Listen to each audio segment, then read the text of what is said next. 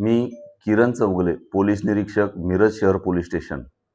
आमच्याकडे ब्राह्मणपूर येथील एक महिला फिर्यादी आल्या आणि त्यांच्या सांगण्याप्रमाणे त्यांचा एक मुलगा गतिमंद आहे आणि तो अ, त्याला त्रास आहे असं सांगून एका आरोपीने त्याच्याकडून आरोपी नामे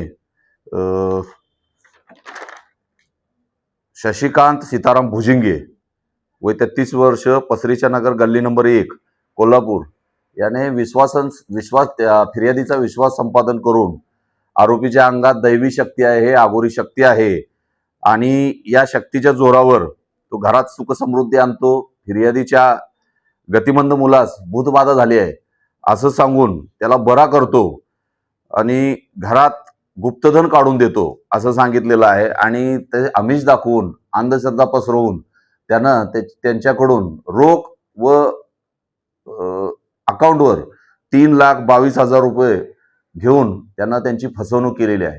आणि हे ज्यावेळी लक्षात आलं, त्यांनी ज्यावेळी तक्रार दिली, त्यावरून आम्ही त्याला ताब्यात घेतलं. त्याच्यावरून गुन्हा दाखल करून ताब्यात घेण्यात आलं आणि त्याला अटक करण्यात आलेली आहे आणि त्याला 4 दिवस PC घेतलेला आहे.